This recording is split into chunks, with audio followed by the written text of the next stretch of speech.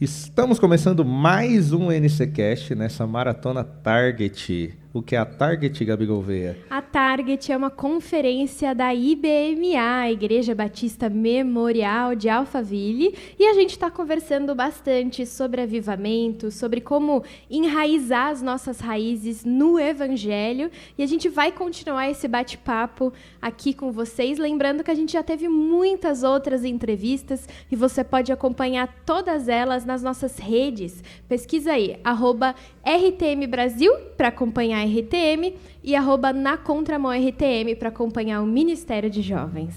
Muito bem, e a gente está falando muito de avivamento, de realmente trazer de volta as raízes, mas a gente vai falar hoje com um convidado especial que vai falar sobre plantação de igreja, que é importante, né? Como é que eu vou avivar se eu nem plantei uma igreja naquele lugar? Então a gente está aqui com o pastor Diego, tudo bem? Seja bem-vindo. Tudo ótimo, bom dia, viu, gente? Obrigado, privilégio de estar aqui com vocês e poder bater esse papo sobre um tema que é muito caro para o meu coração, que é plantação de igrejas. Sobre plantação, sempre me pega, porque quando a gente olha o texto bíblico, parece que era algo natural. Sim. E algo muito menos, sei lá, espalhafatoso. Às vezes a gente espera construir um mega templo, algo gigante. Mas a gente vê que a igreja, reuniu 3, 4 que não são convertidos, que aceitaram a Cristo, é uma igreja nova. Isso. Por que você acha que a gente distanciou tanto disso nos dias de hoje?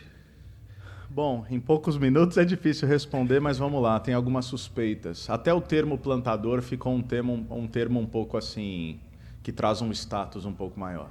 Se eu falo que eu sou pastor, dependendo dos círculos onde eu estou inserido, legal, pastor de onde? Mas se eu falo, eu sou pastor e plantador, já parece que assim, é uma vocação acima da vocação, porque tem isso.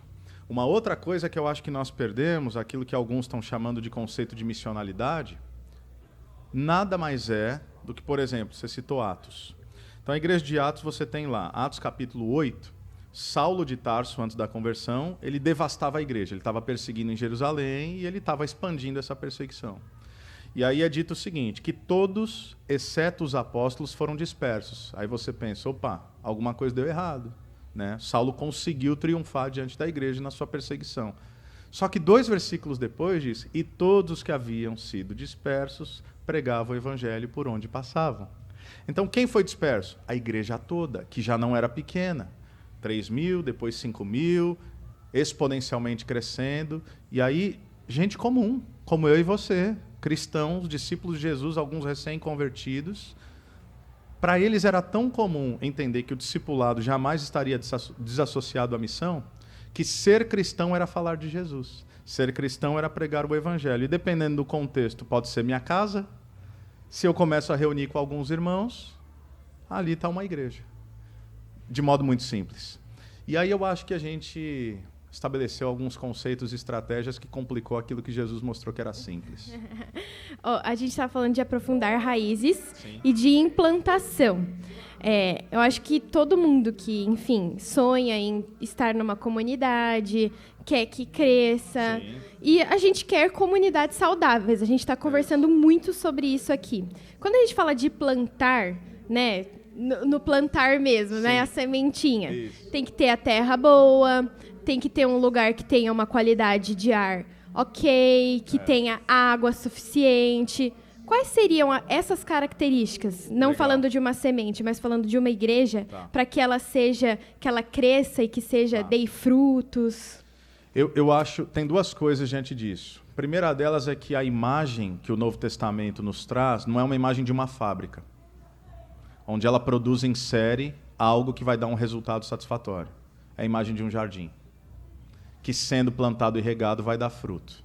Então, o Novo Testamento fala de frutos, né? João 15,16, acabei de citar lá na pregação, não foram vocês que me escolheram, eu que escolhi vocês para irem darem frutos. Então nós não devemos ter medo dos frutos, mas nós não devemos viver apenas pelos frutos. E sim, a nossa vivência deve ser estar, João 15 novamente, eu sou a videira, vocês são os ramos, estar inseridos em Jesus. Essa é a primeira conceituação importante. Segundo, se eu fosse pontuar, eu acho que Atos 2, 42 nos ajuda muito, de modo muito simples, sobre o que é a realidade de uma igreja saudável. É uma igreja que o texto diz, eles se entregavam e eram devotos à oração, ao partir do pão, ao ensino dos apóstolos e à comunhão. Eu acho que são 4 marcas de uma igreja saudável? Uma igreja profunda na palavra, porque às vezes a gente vê um extremo ou outro. Nós vemos uma igreja que às vezes até é profunda na palavra, mas não tem contemporaneidade litúrgica, não alcança a próxima geração, não tem diálogo no compasso com os tempos. Então é importante ter profundidade na palavra, mas é importante ter o olhar e a aplicabilidade dessa palavra. É importante a igreja saber que os resultados não dependem dela, mas dependem de Cristo, é por isso que ela ora. A oração é uma postura de submissão. Eu oro porque eu reconheço não apenas que eu preciso da intimidade com Deus, mas porque eu reconheço que eu não me basto. Eu dependo de um outro. Palavra, oração, correta administração dos sacramentos, tá? Num termo mais teológico, uma comunidade litúrgica sacramental. Isso é o partir do pão, a ceia, esse lembrete constante de que nós vivemos uma espiritualidade onde há um homem que foi pendurado no madeiro e ressuscitou, está vivo. E ele morreu para se entregar, para perdoar nossos pecados. Então, quando Jesus ele fala, fazei isso em memória de mim, isto o quê? Ele tinha acabado de partir o pão que é seu corpo. Então, às vezes a gente está achando que a ceia diz respeito à atitude de comer, quando na verdade o que Jesus ensinou, que quando a igreja se reúne, a postura deve ser a de repartir. Então, a ceia nos relembra do sacrifício de Jesus e nos relembra da nossa identidade e da nossa missão. E aí é interessante como a gente transformou um ambiente mais convidativo da igreja, que é a mesa do Senhor, num ambiente de juízo para ver quem tem direito de comer ou não. Um ritual, né? Um ritual. Bem restritivo, geralmente. Totalmente. Então você tem palavra, você tem oração, você tem os sacramentos, né, ceia, batismo, e você tem comunhão.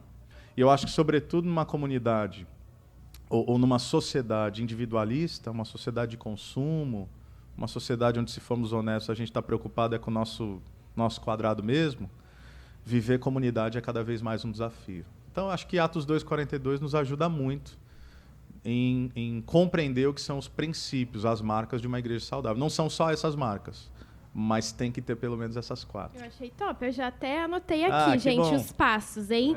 DVD. Firme em Jesus. 2, ter profundidade na palavra. Ser uma igreja que ora. Estar ligada aos sacramentos e prestar atenção em Atos 2:42. Perfeito. E aí, se você quer adicionar um resultado óbvio disso, Atos 2:47 diz, e Deus adicionava os que iam sendo salvos todos os dias. Uma igreja que vive essa realidade. É uma igreja que se torna atraente para os de fora e vê novas conversões como um subproduto natural da fidelidade. Interessante, né? Porque nesses ensinos de Atos ele fala do ensino e da perseverança, né? Que não era algo fácil. Isso. Eles perseveravam Eles dia a dia. perseveravam no ensino dos apóstolos, eles se devotavam a uma intencionalidade. E se a gente vê que Deus acrescenta, a igreja a gente também entende organização, organismo, Claro. então ela é viva, ela cresce, ela se desenvolve, e Deus vai mandar para aquele organismo que está bem, porque as pessoas precisam ser creio que tratadas. sim. Mas e o inverso? A gente trabalha muito com missões, a gente é uma rádio missionária. Eu também estou envolvido no Expresso, que é um ministério de evangelismo com jovens, onde a gente Legal. dedica as férias para ajudar as igrejas, Olha passa só. 30 dias lá abençoando as pessoas. Tá. E eu vejo que é muito mais fácil quando nos convidam para uma abertura de uma igreja do que para uma revitalização de uma igreja. Tem Sim. muitas igrejas que a gente vai em um ano, aí você faz um trabalho, deixa a lição de casa, às vezes a igreja não faz, então no outro ano está pior e assim sucessivamente.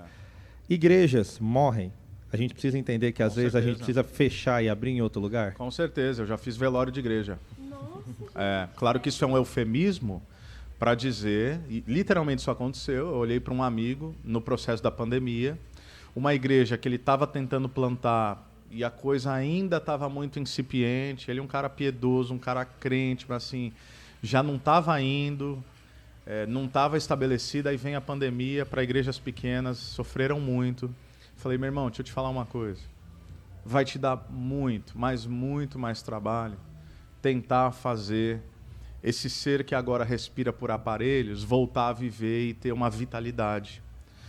Você estaria disposto a nós honrarmos esses poucos irmãos que permaneceram, reunir com eles, fechar esse ciclo e talvez iniciar uma nova realidade, um novo momento, de modo muito orgânico, não foi institucionalizado, não, até porque esses irmãos, enfim, história muito longa, mas hoje é uma igreja viva, vibrante, na cidade de Londrina, é uma Calvary, a Calvary Londrina, uma igreja filha nossa, da Calvary Campo, lá em Campo Mourão. Então, às vezes, precisa acontecer no fechamento de ciclo, não apenas como quando humanamente falando dá errado, mas há igrejas, e eu acho que igreja é organismo, sim, ela é organização, mas ela é organismo essencialmente, ela é um corpo, ela é uma vida. Então ela nasce, ela cresce, ela se reproduz, e talvez vai chegar um momento onde não a partir de uma tristeza, mas de uma convicção, entender que depois de 30, 40, 50, 60 anos, a gente vai celebrar que por uma geração essa igreja cumpriu o seu chamado. Amém.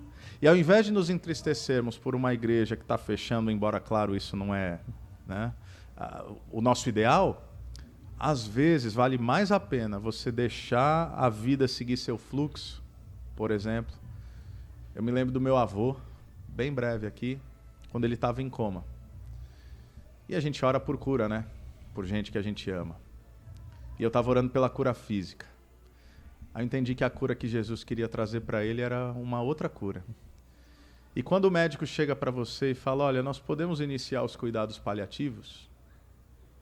E você fala assim, o que isso quer dizer? Aí ele fala, isso quer dizer que se alguma intercorrência ocorrer, nós não vamos mais interferir, nós deixaremos a natureza seguir seu curso. Eu não sei se vocês já passaram por isso, ou se alguém que vai nos assistir já passou por isso. É uma decisão muito difícil. Aí você pergunta, tem volta? Ele fala, não tem volta. Na melhor das hipóteses, a gente vai ficar fazendo o teu avô voltar e ele vai vegetar por algum tempo. E ele vai sofrer. E a gente não quer isso. Às vezes, como igreja, a gente precisa entender que ela cumpriu o seu propósito. E sim, plantar igrejas, embora é muito difícil, e há, creio eu, dons e talentos específicos que Deus concede para um plantador ou para um grupo de plantação, porque é uma obra de pioneirismo, em certo sentido, se tudo der certo, nas condições ideais de temperatura e pressão, é mais rápido e mais fácil plantar a igreja do que revitalizar.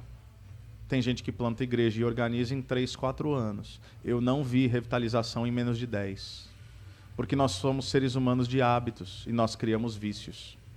Afinal, chega alguém ali para revitalizar uma igreja de 80, 90, 100 anos, que tem uma história linda, mas haverá pessoas que dirão, mas na minha época não era assim. E ao invés de se preocuparem legitimamente, eu não estou dizendo que são más intencionadas, mas ao invés de se preocuparem de modo legítimo com as vidas que ainda não foram alcançadas e, portanto, nos perguntarem o que nós temos que mudar para esse alcance ser efetivo, às vezes, como condição natural de seres humanos que preferem um ambiente seguro, nós queremos voltar para um tempo de glória que já passou. Não, mas na minha infância você não sabe, porque o pastor tal fazia IBD desse jeito. Tinha 5.000 pessoas na verdade. Já foi. Glória a Deus por esse tempo. Agora é outra coisa, é outro tempo, é outra geração. Pessoas. É, outras pessoas, outra cabeça, outra cultura, outro modo de enxergar a sociedade. Então, revitalização é algo assim que demanda paciência. Não adianta o revitalizador chegar e de cara querer mudar tudo, porque ao mesmo tempo que ele tem que honrar a história, ele tem que colocar e implementar a visão que Deus deu para o tempo chamado hoje, mas não é desse jeito. Tem que ganhar a confiança da igreja. Pronto, porque é o seguinte, tem irmão que está lá há 60 anos, cara. Aí ele olha, eu vejo pastores, eu lido muito com plantação e revitalização, pastores que chegam. Alguém é batista aqui, não? Somos batistas, Tá, os então dois. tá. Um amigo meu tirou o batistério da igreja. Vai ser esquartejado. Não preciso mais explicar, né? Ele destruiu o batistério que os irmãos, alguns deles ainda estavam vivos, construíram com muito sacrifício há 60 anos atrás. Você sabe o que aconteceu com ele, né? Foi expulso. É lá, foi demitido. Não imediatamente. Então, para que destruir algo que... Tá bom, quer reformar, quer ampliar o templo? Ok, vamos conceituar isso com o tempo, vamos explicar, vamos trabalhar. Porque o irmão que está ali 40, 50, 60 anos, não é apenas que ele é o irmão que vai querer mandar. Às vezes é. O vovô. Mas às vezes ele vai olhar e falar, eu estou aqui há 60 anos, mas eu sei que se esse pastor fizer um bom trabalho, daqui 3 anos ele arruma uma outra igreja maior, com um salário melhor, numa cidade mais significativa. No fundo, ele sabe que talvez aquele pastor que está ali, ele está de passagem, mas ele vai ficar. E como é que ele vai confiar em alguém que tem prazo de validade? Então, pastores, se forem ouvir depois, permaneça você 1 ano, 2, 5 ou 50, mas chegue na igreja como quem quer ficar de verdade. E não como quem tem a intenção de usar a igreja como plataforma e trampolim para uma ascensão de carreira ministerial. Porque o povo pode até não verbalizar isso, mas eles farejam. Eles farejam. Isso é muito ruim, né? Porque Péssimo. já dá uma impressão para a comunidade de que você não está indo para fazer parte dela. E aí fica uma relação utilitarista, que é o seguinte, tem Exato. igrejas que às vezes esgotam o pastor, porque às vezes também tem pastores que esgotam a igreja. Então vira uma relação não de família e de confiança. No fim é isso que a gente precisa, para a gente não sair daqui também depressivo. Parece que está contratando um CEO por alguns meses. Não é. É amar a igreja.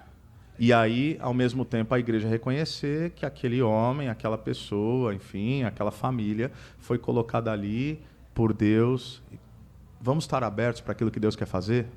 Afinal, vamos cumprir a missão de Deus para a nossa igreja? Quem sabe, 30, 40, 50, 80 anos atrás foi maravilhoso, mas e se Deus quiser fazer algo ainda maior? Talvez seja diferente. Talvez não seja exatamente como eu gostaria que fosse.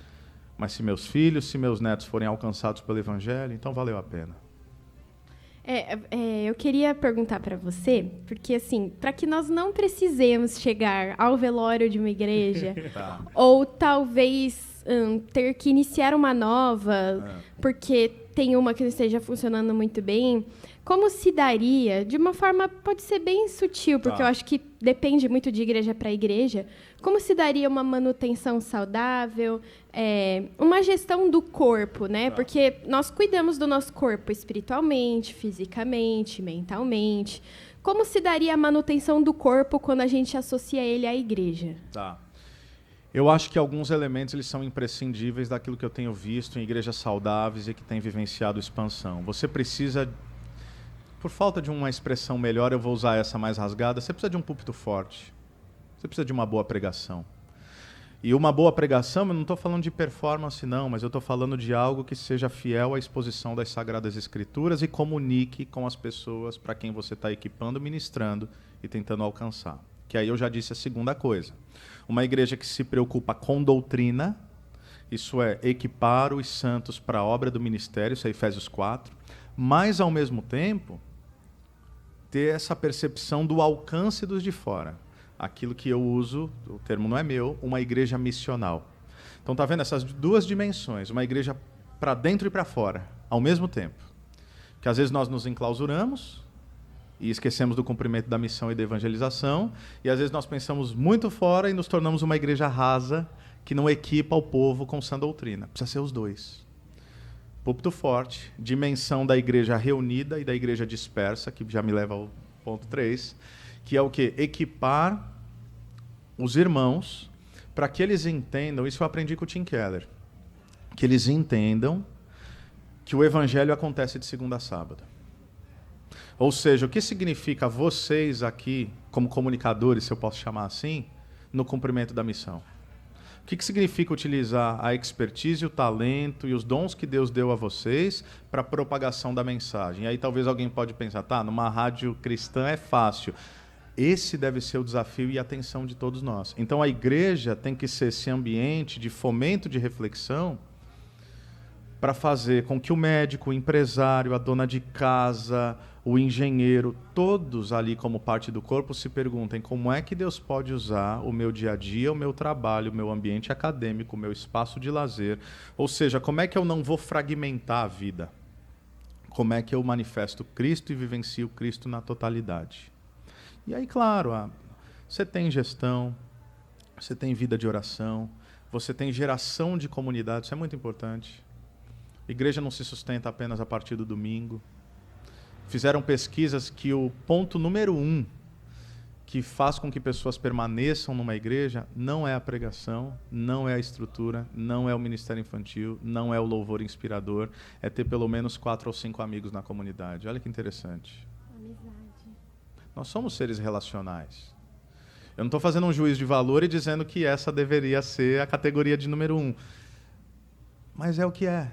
Então, assim, sim, se a igreja é a comunidade dos salvos, então como é que nós podemos gerar ainda mais comunidade? Então, eu acho que eu elencaria esses princípios assim, que sem eles, eu acho que fica um pouco difícil. Tem duas coisas importantes, que a igreja ela é muito aconchegante, quando ela é uma igreja boa. Isso Eu também... ia falar, depende da igreja. É. Mas, sim, E geralmente, quando algo é muito aconchegante também, a gente não quer muito expandir. Porque a gente tem 5 amigos, aí você fala, eu tenho espaço para mais 2, não quero ter mais 50. Não dou conta. Então isso também... Como que a gente muda esse pensamento nosso? Porque mesmo a gente, às vezes, liderando, trabalhando, a gente quer ficar no nosso grupo, sim, isso é normal. Sim. Então, como que a gente faz isso?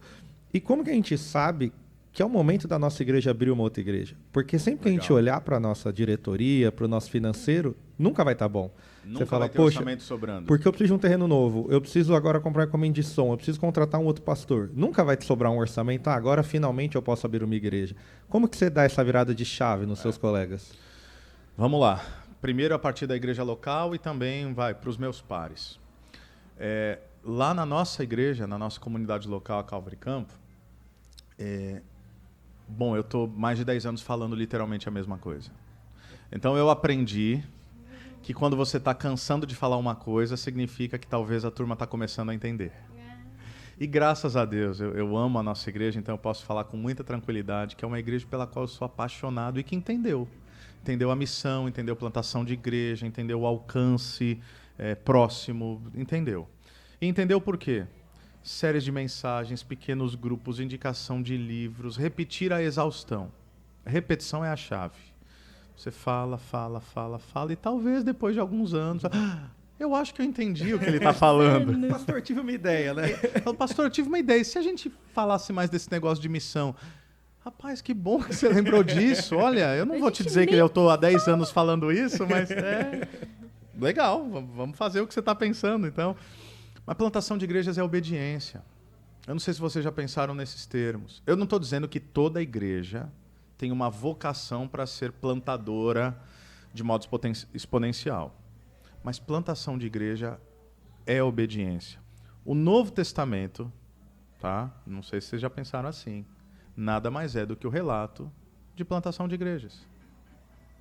A carta aos Coríntios, aos Romanos, aos Tessalonicenses, aos Gálatas, aos Efésios, aos Filipenses, aos Colossenses. E o que é Apocalipse? Então, com exceção dos evangelhos, as cartas paulinas e as cartas circulares, nada mais são do que o relato de igrejas que foram plantadas e agora precisam ser instruídas. E o Apocalipse, que não é para dizer qual que é o número da besta e quem que é o anticristo, mas é para fortalecer a igreja de Jesus no cumprimento da missão, mesmo em meio a um sofrimento, contexto do 1º século, o Império Romano. Qual é a primeira coisa que aparece? Apocalipse 1. Ziel falou sobre isso. Para a igreja ser fiel, nós precisamos de uma visão renovada do Cristo ressurreto. Porque talvez depois de algum tempo, essa mensagem se torna muito familiar a nós. E quem sabe, às vezes até diante do sofrimento, a gente se lembra muito do cordeiro que foi morto, mas não do leão que agora vive. Então a visão do Cristo renovado, sou eu sou o alfa e o ômega. João cai como morto, né? E aí o que ele faz? Apocalipse 2 e 3, as cartas às 7 igrejas. Ele instrui as igrejas para que elas sejam fiéis. Então, o Novo Testamento é plantação de igreja. Obediência demanda fé. Porque nós nunca vamos ter orçamento sobrando para poder investir em plantação de igreja. E a plantação de igreja não é apenas assim, a igreja está meio ruim, vamos plantar porque está faltando. Não, é porque é uma maneira legítima e uma estratégia divina de expandir o evangelho. Porque talvez daqui a alguns anos a nossa igreja Calvary Campo não vai mais comunicar tão efetivamente e de modo tão acelerado com a geração. Eu espero que isso demore. E muda tão rápido, né? Muda rápido. Então o que a gente faz? A gente se agarra e tenta fazer a coisa assim, se manter na sua estrutura, porque aí a igreja cresce. Ela fica cara, ela fica complexa. E agora como é que você lida com essa tensão? Bom, você planta igrejas, você envia pessoas. Porque talvez aqui, até na estrutura maior, Tem gente que não quer isso, tem gente que quer comunidade, tem gente que quer algo menor, tem gente que quer fazer parte de algo que está nascendo. Você planta uma igreja, você investe gente, você investe oração, você investe dinheiro. Para quê? Para que a missão da expansão do reino de Deus aconteça. E sabe o que acontece? Vou falar de novo do meu avô, que era como um pai para mim. Quando meu primeiro filho nasceu, o Noah, ele está agora com 11 anos, meu avô estava com depressão. Mas quando eu levava o Noah, bebê, para o meu avô, ele fazia algo que eu lembro que antes da depressão ele só fazia quando ele estava muito feliz. Meu avô era muito erudito. Meu avô amava tango, Carlos Gardel. Vocês provavelmente não sabem o que é isso. É outro nível de cultura, né? E aí, sorria e assim. O técnico de vídeo sabe. Ele sabe? Vai ouvindo o chorinho do violão a viagem toda. Pronto. Então meu avô gostava de cantar tango. E aí ele não cantava há alguns anos. E aí quando o Noah nasceu, e eu levava ele lá, ele cantava. Tinha uma propaganda que dizia, quando nasce uma vida, a vida renasce. Eu acho que isso é replicável na lógica da plantação de igreja. Faz bem para a igreja que planta ver uma nova vida nascer a partir dela. Porque se a igreja é um organismo, biologicamente seria sensacional se ela pudesse gerar vida, gerar filhas. E aí, eu não cheguei lá ainda, mas o Sidney vai dizer, por exemplo, que melhor que filho é ter neto. Aliás, não é? Tem gente que diz o seguinte, se eu soubesse que neto era tão bom, eu pulava os filhos e fazia logo neto. Tá parecendo meu pai já, essa conversa tá parecendo meu pai. Tá vendo? Então é isso. Quando uma igreja planta novas igrejas, às vezes ela não está no momento ideal, às vezes ela não tem o orçamento ideal, às vezes ela não está em franca expansão, mas agora a comunidade que é voltada para a sua essência, para a sua identidade, e aí então o seu cumprimento de missão, ela é reanimada nos seus afetos, no seu coração, na sua mentalidade, e ela fala, quer dizer então que Deus ainda pode usar a nossa vida para enviar pessoas, para plantar igrejas e para alcançar o perdido? Meu Deus, é um avô que renasceu. É um avô que estava aposentado, que não cantava mais, e agora quando ele vê o rosto do neto, ele fala, minha vida ganhou significado, agora eu quero viver para ver esse menino crescer. Isso é muito especial. É, muito. Eu adoro quando a analogia é família. Você gosta pouco de falar de família, né? É. Que bom. Tá vendo? A gente precisa pensar a igreja como família. Eu vejo, a gente usa, sabe? É estratégia, é método, é planejamento estratégico, tem tudo isso. Mas se a gente simplificar, igreja é família. O que Deus quer fazer para essa família expandir? Para a mesa estar cheia, porque no Salmo é isso. O que é o homem bem-aventurado? É um homem que tem ao redor da sua mesa, sua esposa, seus filhos. Bênção de Deus é isso. E linka com vida aquilo harmoniosa. Que você falou, né, de que as pessoas estão buscando conexão, amizade. Totalmente, autenticidade, lideranças acessíveis. E quando eu digo acessível, não quer dizer... Por exemplo, nós estamos na IBMA. Não dá para o Sidney atender todo mundo. 10 mil pessoas? Não dá. 200 já não dá o tempo todo. 10 mil definitivamente não. Mas você vê que ele é de carne e osso. Você vê que ele é alguém que ele está passando aqui e ele chama o povo pelo nome, ele dá abraço. Então, a gente está cansado. Me perdoem a indiscrição. Qual a idade de vocês? 24. 24? 27. Pronto. Vocês não dão conta, assim como eu não dou conta, embora eu sou um pouquinho mais velho. Nós não damos conta mais de lideranças fake, que é uma coisa no púlpito e quando desce ninguém mais dá conta nem de olhar na cara. O cara pode ser bom, o cara pode pregar bem, mas cheira falso. Nós queremos líderes de carne e osso, nós queremos igreja de verdade. Então, é isso. E eu venho aqui trazer a notícia triste de novo, Gabi. Eu não sei por que o Carlos participa, viu? Porque ele só quer só dá terminar meu notícia ruim? bate-papo. Olha aí, O tempo acabou. Mas vai chegar mais gente, né? Então tá bom. E ele tem que ir na RTM. E a gente tem que gravar. É que o nosso episódio padrão tem 1 hora. Aí é mais sempre a gente então a gente, conversar. 20 minutos é muito sofrimento. Passa rápido, mas é assertivo. Então Então agora uma libera mais pílula. tempo André Castilho, libera mais tempo Sidney Costa. Próximo target a gente É quer verdade. 40 Olha minutos. aí, ó. Aqui. Hashtag libera o tempo. Libera o tempo. Que bom. Obrigado pela sua participação, Obrigada. Obrigado a pastor. você, gente. Conversa boa, de coração, viu? Muito bom. Qual as redes mesmo? As suas redes sociais? A minha é _ Diego Bittencourt _ com um T só. Todo mundo escreve com 2 T's, mas é com um T só. E a igreja é Calvary Campo, C, né? Calvary com C e Y. A gente está em YouTube, Instagram, tá? Só procurar lá. Então, quem Muito quiser bom. conhecer mais o pastor e da igreja é só seguir. E da gente?